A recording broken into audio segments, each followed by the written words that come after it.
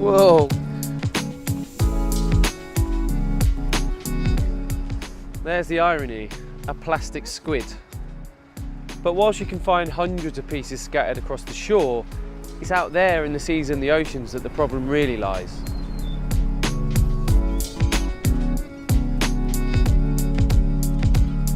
If current predictions are accurate, by 2050, some 100 years on from the advent of petroleum-based plastics, we're going to have more of this in that than we will fish. I need to keep this as a memento now, so.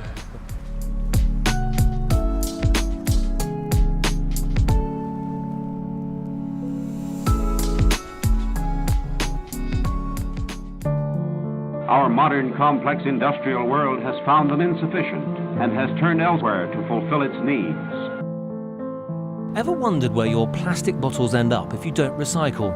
It comes and goes with the currents, within a few hours, but that was horrifying, that amount.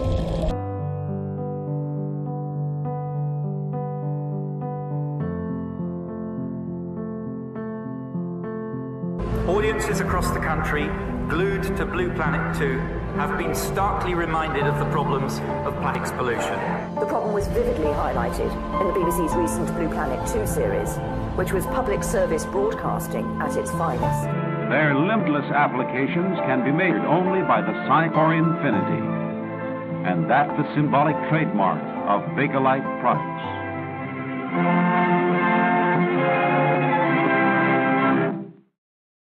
Relatively speaking, plastic is a new material. It's only got a very short history. It's a 20th century discovery of chemistry. And yet, since its first creation, the development and usage of plastic has advanced at a rate that nobody could have ever really imagined. So how is it that this 20th century champion has become a burden for the 21st? Well, one of the problems lies in its positive properties. Plastic degrades very, very slowly, which means it stays around for a very long time. That's all well and good if you only make a small amount of it, but we make rather a lot. I'd heard about a project, Everyday Plastic, set up by Daniel Webb, a guy who had kept all of his plastic throughout the whole of 2017.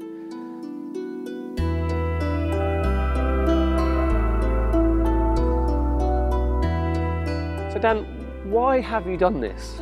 For lots of reasons really. I wanted to gain more of an understanding about production of plastic, our use, how we dispose of it responsibly, if it's recycled. I mean, most people will assume that this can all just go into our recycling bin. Hardly any of it can go into the recycling bin. We've gone through and worked out that around 2% of this will be recycled in the UK. 2% of all of this 2% can be recycled? Of all of this can be recycled. So we counted 4,500 pieces. It's about 111 pieces. Yeah.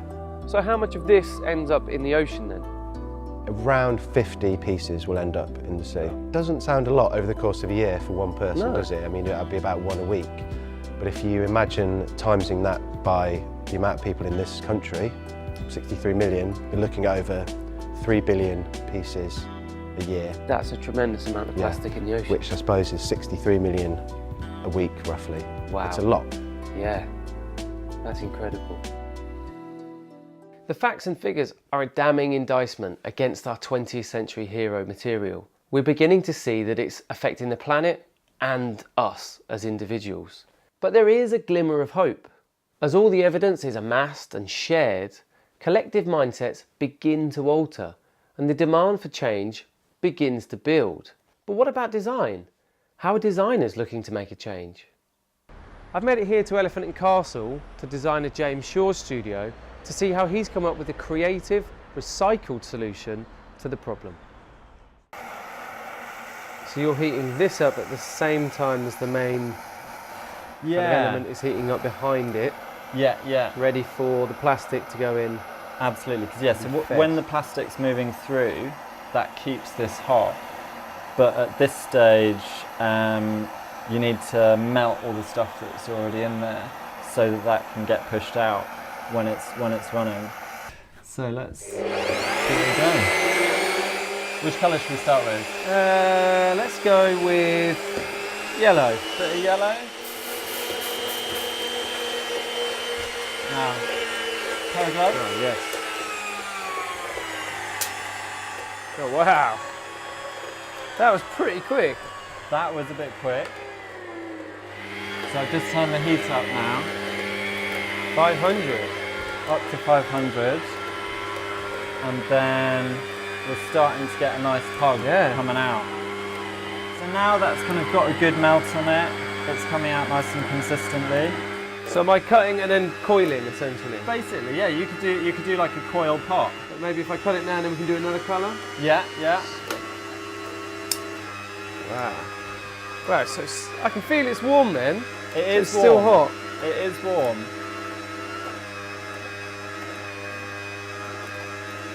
Super malleable. Something to bear in mind is it like massively shrinks as it's cooling down. Oh, okay. That's not bad. I mean, you can keep on reworking into it to keep it in that shape. I'm happy with that. There's a few of the objects around here. Perfect. Toilet roll holders. Toilet roll holders, candlesticks, bowls, the whole lot. It was quite a weird thing when I first got into using plastic because, you know, like I've kind of come from a making background and in the making scene it's like wood, stone, glass, you know, these are the kind of good materials, the natural materials. And plastic's always got a kind of bad name attached to it. And it's seen as something like fake or wrong or, you know, just not a good thing. So I think I was kind of in a, I guess, slightly perverse way. I was like, all right, well, I want to hang out with that and see what that's about. And then from that, I kind of got into this idea of using recycled plastic and was like, whoa, you know, this is actually everywhere. And this can be a kind of really abundant resource that I can tap into as a maker and then save that from, you know, going into landfill sites and out into the ocean and everything. So you've hung out with and made friends with plastic. Absolutely, absolutely. Great. It's refreshing to see a designer ingeniously reimagining how we use and how we might perceive plastic, particularly recycled plastic. But that's one designer. So is there a sustainable future for plastic and one that goes beyond recycling? Caroline Till of Franklin Till, a futures research agency here in the UK, thinks there is, and it's designers that will lead the charge. There's three key roles that we've been exploring. That is the role of the designer in finding alternative materials or looking at how we can make plastic less harmful. Innovative recycling techniques, so really celebrating how plastic can effectively be put into a closed loop cycle and changing the perception of the consumer, so how we can make objects that are desirable and seductive above everything else, but then obviously dealing with the waste issue. It's interesting that Caroline mentioned desirability there. Could this be the best way to seduce consumers over to an ethical relationship with plastic? We're starting to see manufacturers like Interface, who use marine plastics to make carpet tiles, really see the value in waste materials. As we got John Koo of Interface and Paul Rose of National Geographic to discuss. In my lifetime, I don't remember a single issue that has captured so many people into action like this. I mean, you know, you can talk about overpopulation, you can talk about pollution of other kinds, you can talk about deforestation, lack of biodiversity, you know, loss of habitat, all the things that go on, climate change. But this issue has just really grabbed everybody, whether it's from, you know, school children, parents, business leaders, governments, you know, you name it. Everybody is engaged in this plastic. The customers have become smart. We're smart, aren't we? So if someone says, if you buy this, it is going to do this, do that, it's desirable, it works well, it's affordable, and it just happens to be the right thing to do. That's amazing. Because it used to be that to do something good for the environment, you had to wear a hair shirt.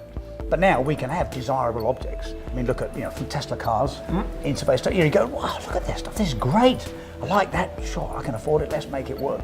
And guess what, it just happens to be the right thing to do. So this is the clever thing. Yeah, then it's not, you know, like we saw maybe in the 90s where you kind of, oh, it's ethical, so it might not be as functional. Yes. I think for us as a business, we've always felt, you know, we create a beautiful product, and we can have a impact with it, and we can start with waste, make something beautiful, and then make sure we bring it back at the end of life. Take responsibility for our products, and I think consumers are increasingly asking for that.